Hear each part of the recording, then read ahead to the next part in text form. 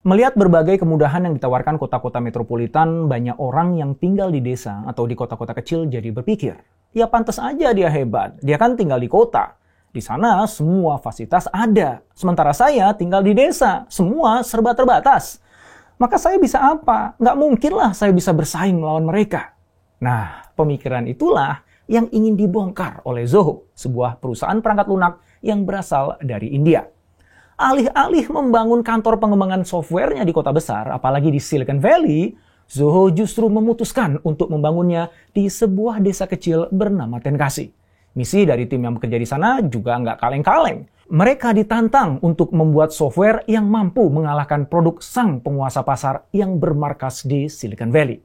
Mampukah anak muda desa mengalahkan kedikdayaan Silicon Valley? Apa strategi dan inovasi yang dimainkannya? Yuk, kita cari tahu.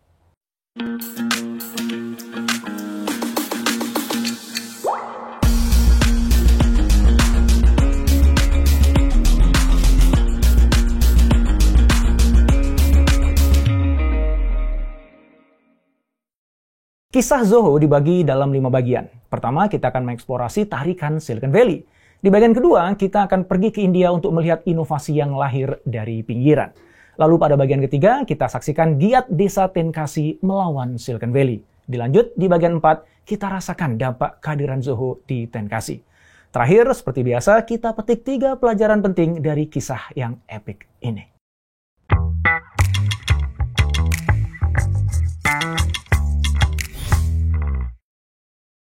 Silicon Valley adalah sebuah lembah di California. Kalau berkunjung ke sana, Anda akan percaya bahwa Silicon Valley adalah kiblatnya inovasi teknologi. Tempat itu seperti tanah suci bagi para pionir teknologi, pebisnis visioner, dan para talenta yang memimpikan revolusi di dunia digital. Ketika berada di sana, Anda juga akan paham kenapa anggapan seperti itu muncul. Sebab di sana, kita bisa melihat deretan universitas ternama seperti Stanford dan juga Berkeley. Itulah universitas yang telah menjadi inkubator bagi talenta-talenta ahli digital muda. Dari sanalah lahir orang-orang muda yang terasah kemampuannya, memiliki pengetahuan mutakhir dan semangat berinovasi. Lalu kalau kita berkeliling di sekitarnya, kita akan merasakan sebuah ekosistem bisnis yang sudah terbangun paripurna. Di sana perusahaan-perusahaan rintisan tidak berkompetisi, mereka justru berkolaborasi dan saling mendukung. Mereka juga bersinergi dengan para titan teknologi seperti Google, Apple, dan Facebook. Jadi di sana kita jadi paham bagaimana inovasi-inovasi yang memberi makna baru bagi perkembangan teknologi bisa terus bermunculan. Wajar kalau lebih dari 60% startup yang sudah memperoleh pendanaan awal di Amerika Serikat berasal dari Silicon Valley. Data itu berdasarkan hasil riset yang dipublikasikan oleh Stanford University. Dan 2 di antaranya adalah Airbnb dan Uber. Keduanya memulai bisnis di sana dan kemudian berhasil menggait investor kelas dunia. Hal itu bisa terjadi karena di lembah ini, mereka nggak cuma mendapatkan jaringan, mentorship, dan kesempatan berkolaborasi, tapi juga akses untuk mendapatkan modal. Maka bisa dibilang Silicon Valley adalah tempat idaman untuk para perintis bisnis, khususnya di bidang teknologi tinggi. Tapi ternyata itu tidak berlaku untuk Sridhar Vembu, sang pendiri Zoho, sebuah perusahaan perangkat lunak asal India.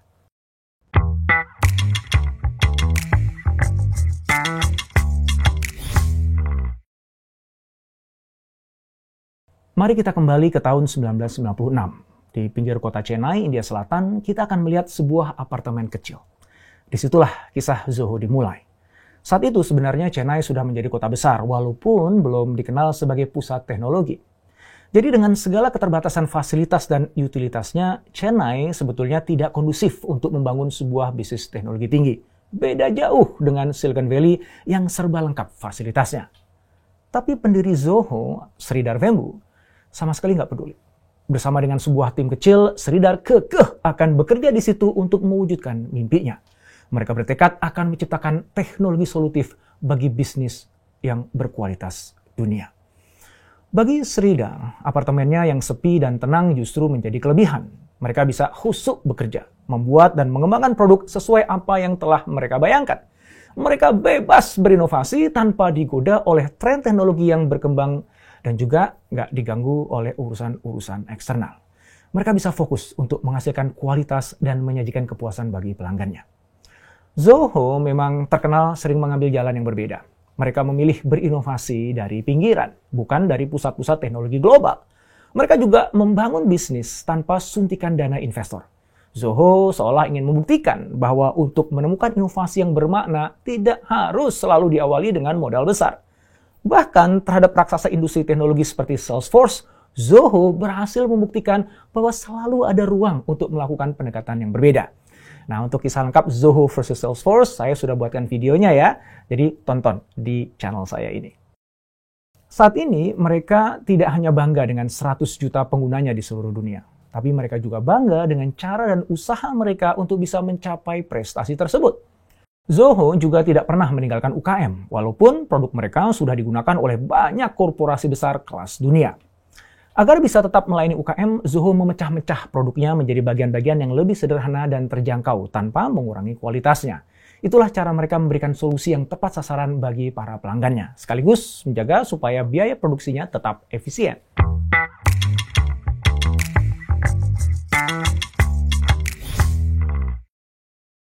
Pada tahun 2016, Zoho memutuskan untuk membuka kantor baru. Nah, kali ini Sridhar Wenbu ingin menantang dirinya dan timnya lebih jauh lagi untuk membuktikan bahwa inovasi bisa lahir dari pinggiran. Maka, Wenbu memilih lokasi kantor yang paling pinggir, tepatnya di Tenkasi, sebuah kabupaten kecil di Tamil Nadu, India Selatan. Di lokasi baru itu, Zoho ingin menciptakan produk baru, produk revolusioner yang diperlukan setiap perusahaan di dunia untuk melayani pelanggannya dengan optimal. Modal utama Wenbu adalah keyakinan bahwa anak-anak muda berbakat dan bersemangat yang tinggal di Tenkasi bisa digembleng untuk mewujudkan misi itu. Mengawali langkahnya di desa Tenkasi, Zoho hanya menempatkan 6 orang karyawan saja. Mereka ditantang untuk bekerja di lingkungan dengan infrastruktur yang belum lengkap. Mereka harus bisa beradaptasi dan memikirkan pengadaan tenaga baru sebelum bisa berinovasi menghasilkan produk. Nah, setelah berkeliling desa, mereka jadi tahu sebenarnya di situ ternyata banyak talenta tersembunyi. Tapi mereka belum diasah dan belum memiliki keahlian teknis sesuai kebutuhan Zoho. Nah, akhirnya Zoho membangun program Zoho School of Learning atau ZSL. Program ini diberikan kepada siswa yang sudah lulus kelas 12 atau kursus diploma. Lulusan program ZSL nantinya ditampung untuk memenuhi tenaga kerja yang dibutuhkan oleh Zoho.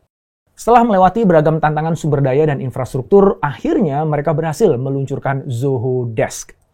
Sebagai platform layanan pelanggan, Zoho Desk dilengkapi berbagai fitur yang memberikan kemudahan dalam percakapan dan integrasi antar fitur lainnya. Data yang dibutuhkan oleh agen dapat diakses dengan cepat dan mudah, sehingga mempercepat proses penyelesaian masalah. Desain Zoho Desk mengikuti filosofi DOT, Design Optimization Thinking, sehingga antarmukanya konsisten dan intuitif. Desain seperti itu mempermudah para agen dalam interaksi sehari-hari dan membuat para pemakainya merasa nyaman, bahkan mudah diakses oleh orang-orang yang berkebutuhan khusus. Hebatnya, Zoho Desk juga dilengkapi dengan fitur AI yang mereka sebut dengan Zia. Kecerdasan buatan ini bisa membantu memberikan berbagai solusi kepada pelanggan, sehingga pelanggan tidak harus menunggu respon agen. Zia juga bisa merekomendasikan agen mana yang tepat dan sesuai dengan skill-nya supaya bisa mengatasi masalah pelanggan dengan cepat. Kelebihan lain dari Zoho Desk adalah sinkronisasi dua arah dengan berbagai perangkat lunak CRM terkemuka lainnya. Dengan begitu, tim sales dan tim support bisa dipastikan akan selalu bergerak sejalan. Platform ini juga bisa disesuaikan dengan skala bisnis penggunanya. Sedangkan untuk keamanan data, Zoho Desk memanfaatkan sistem hosting atau cloud milik sendiri. Sistem ini sudah mengantongi sertifikat ISO 27001 dan GDPR compliant, sehingga data penggunanya terjamin aman. Nah, dengan serangkaian fitur dan kelebihan-kelebihannya, Zoho Desk diakui sebagai solusi teknologi layanan pelanggan yang andal, efektif, dan mutakhir. Itulah yang membuat Zoho Desk semakin tersohor di dunia teknologi. Kini, Zoho Desk sudah dipakai oleh 100.000 perusahaan dan jutaan pengguna lain dari perusahaan ternama. Di antaranya seperti Mercedes, Daimler, Essilor, Goretzka, Zomato, McAfee, Rio Tinto, dan berbagai perusahaan besar lainnya. Tahun 2021 menandai keberhasilan Zoho dalam mencapai standar global. Gartner, salah satu lembaga riset terkemuka di dunia, mengakui Zoho Desk dalam edisi Magic Quadrant Report mereka untuk CRM Customer Engagement Center. Kemudian tahun 2022, G2, platform review software terbesar di dunia, memberikan Zoho Desk predikat sebagai salah satu dari 100 produk perangkat lunak terbaik. Berdasarkan catatan Zoho, pada laporan musim semi 2022, Zoho Desk sudah menerima 55 penghargaan berdasarkan ulasan lebih dari 3.700 pengguna. Wow, luar biasa ya. Apalagi mengingat semua pencapaian itu dihasilkan oleh sekelompok anak muda yang tinggal dan bekerja di sebuah desa kecil. Jadi, nggak ada alasan lagi ya untuk minder kalau kamu tiba-tiba harus berhadapan dengan mereka yang bekerja di kota-kota besar. Silicon Valley aja dilawan sama desa Tenkasi.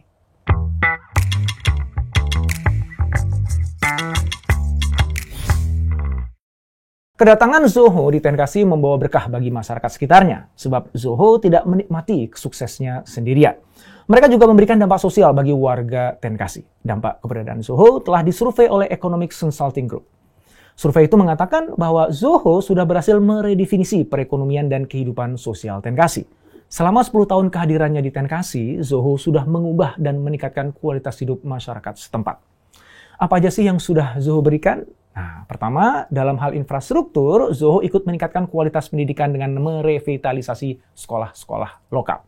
Mereka juga memperbaiki sanitasi dengan membersihkan limbah, menjaga dan membersihkan sumber air, serta berbagai sarana umum lainnya. Yang kedua adalah dalam hal pertanian. Zoho membangun kebun untuk mengedukasi masyarakat tentang pentingnya pertanian organik dan memberikan pekerjaan langsung buat petani setempat. Ketiga, dalam hal ekonomi. Zoho menjadi penyumbang besar dalam pertumbuhan ekonomi lokal. Mereka tidak hanya membuka lapangan kerja, tetapi ikut memicu tumbuhnya bisnis-bisnis lokal. Banyak di antara mereka yang bisnisnya kemudian tumbuh dan jadi besar setelah bekerja sama dengan Zoho. Yang bisa langsung merasakan dampak ekonomis tentunya para karyawan. Mereka beruntung bisa bekerja di Zoho karena standar hidup mereka kemudian jadi meningkat secara drastis.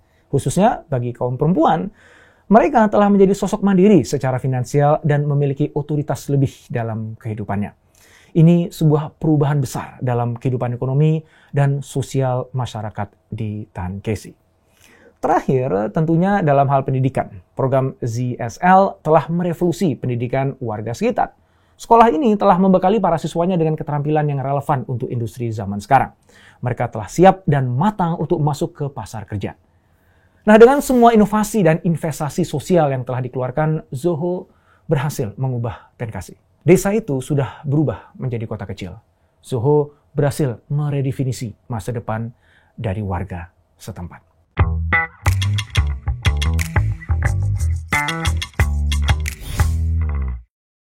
Kisah perjalanan Zoho memberikan kita setidaknya 3 pelajaran penting.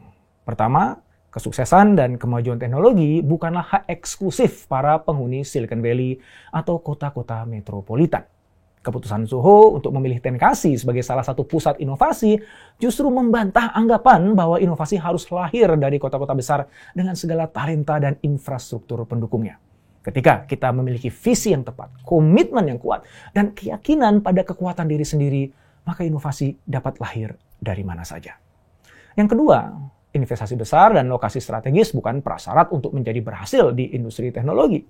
Zoho membuktikan bahwa untuk sukses, yang terpenting adalah kita harus bisa mendengarkan kebutuhan pasar, berfokus pada penelitian dan pengembangan, serta berinvestasi pada komunitas lokal. Dengan cara itulah kita dapat menciptakan produk bertaraf dunia dan mendapatkan pengakuan global.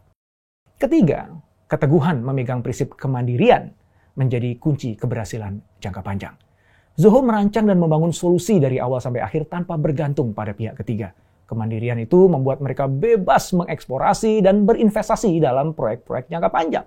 Ini merupakan cara yang jarang dilakukan oleh perusahaan yang berfokus pada target kuartalan, karena mereka tertekan oleh tuntutan investor. Itulah inspirasi yang bisa kita peroleh dari kesuksesan Zoho di Tenkasi. Di zaman sekarang, ketika akses dan informasi sudah sangat terbuka, Anda bisa berinovasi di mana saja. Bisa di tengah kota metropolis, atau bisa juga di sebuah desa terpencil. Yang penting, milikilah visi besar. Beranilah berinovasi, dan ingatlah bahwa keberhasilan kerap kali datang dari tempat yang tidak terduga. Inovasi tidak terikat oleh lokasi. Inovasi hanya terikat oleh tekad, dedikasi, dan keinginan untuk membuat perubahan yang nyata. Semoga bermanfaat.